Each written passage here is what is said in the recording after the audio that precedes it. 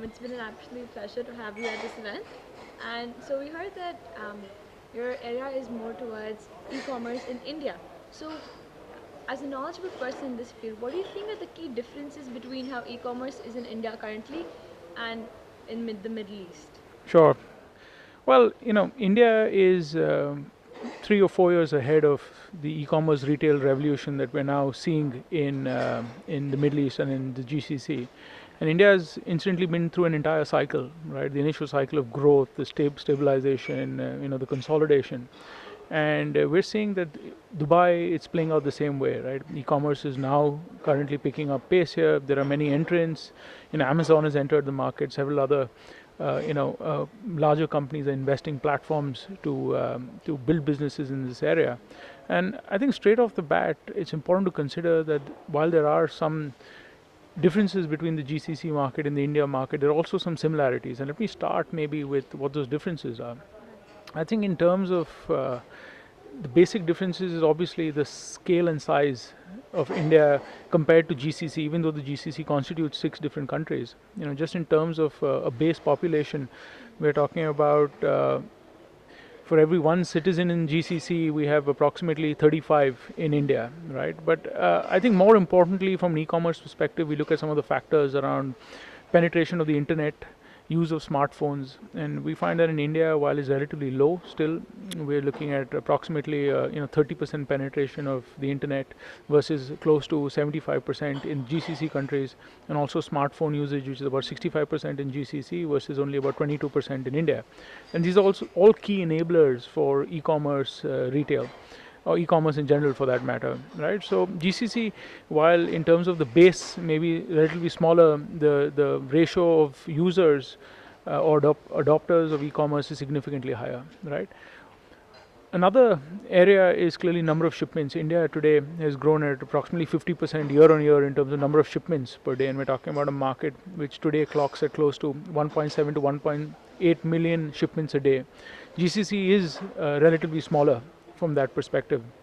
But we're also seeing that what's interesting about the GCC is that the value of the shipments is significantly higher compared to that in India. So in India, it's approximately $20 is the value of every shipment, whereas in the GCC, it's close to $100, right?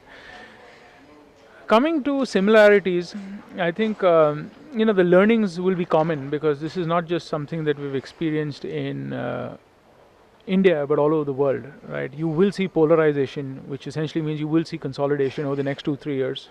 Currently, many companies are setting up platforms, but over the next 2 years, you'll find the need to consolidate those platforms. You will also increasingly see the need to focus on profitability, which essentially comes in anywhere between 18 to 24 months after companies focus on building scale.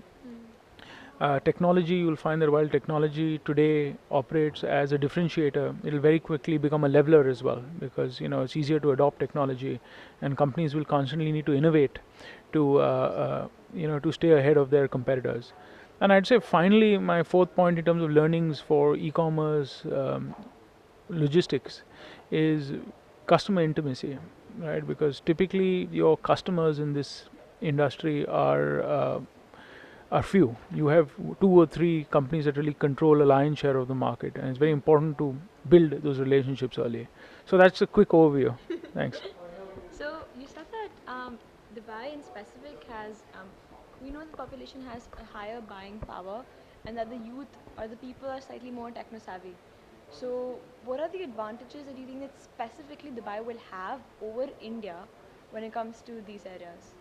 Well, I think the important thing is, as you mentioned, tech savvy. I also already gave you the statistics in terms of users. There are a couple of advantages or benefits. One is the higher value of shipments, and again compared to India, we're saying it's 6 to 7 times the value of shipments in India, right?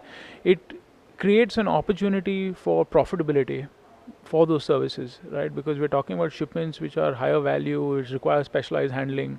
Also, I think the difference with Dubai is that a lot of goods are imported, right, compared to India. So cross-border logistics essentially has more complexity and there's more value addition that logistics companies can add.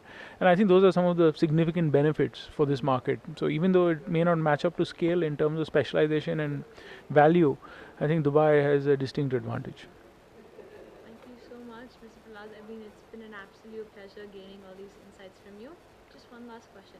How do you think, events like what we are having today are going to give back to all the industry specialists? Well, I think when you have new innovations and you have new industries that are emerging, and e-commerce is very much a new industry, it also has a collateral effect on various other stakeholder industries, logistics being one.